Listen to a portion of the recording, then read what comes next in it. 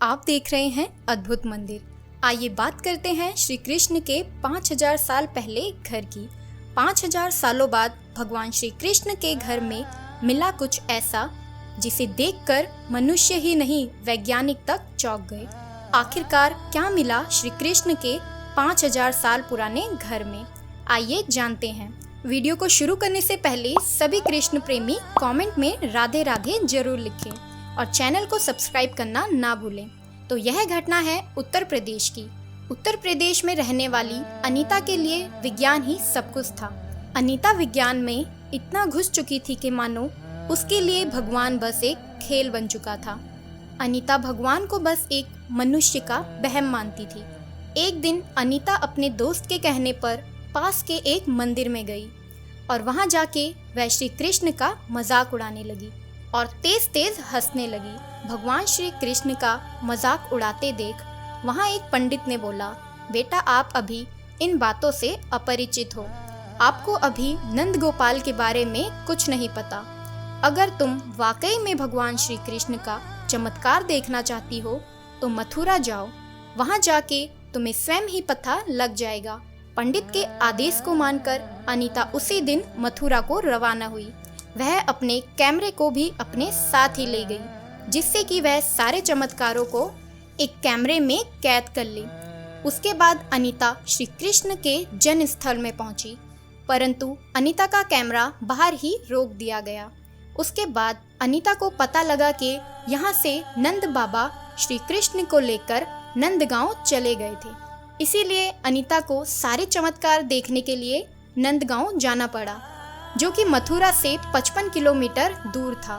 वहां पहुंचकर अनीता को पता चला यहाँ पर यशोदा महल और नंद महल दोनों ही उपस्थित है, जहाँ पर भगवान श्री कृष्ण का बचपन बीता।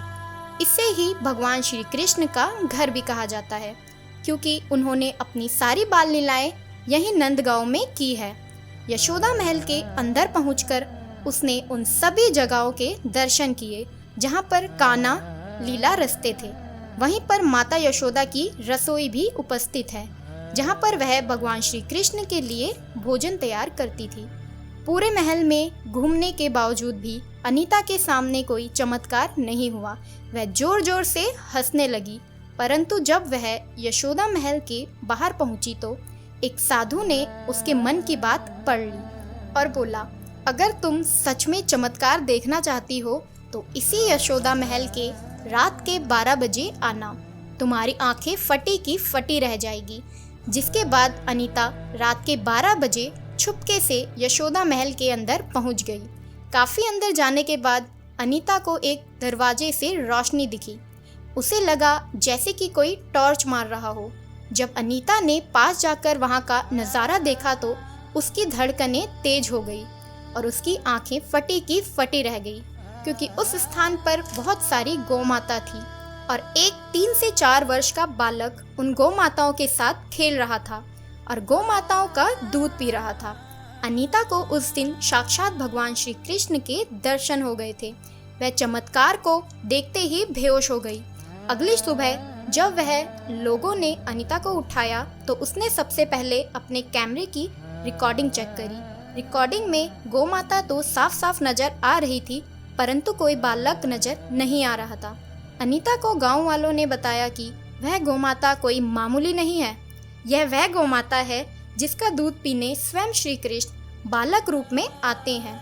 यह सब सुन के अनीता राधे राधे बोलने लगी और रोने लगी। अनीता ने सभी गांव वालों को और पंडितों से माफ़ी मांगी और अपनी गलती का पछतावा किया। अनीता मान चुकी थी कि हमारे कण कण में भगवान बसे हैं। तो दोस्तों, आपकी क्या राय है इस बारे में कमेंट बॉक्स में ज़रूर बताएं। अगर आपको यह वीडियो पसंद आई हो तो लाइक एंड शेयर करना ना भूलें।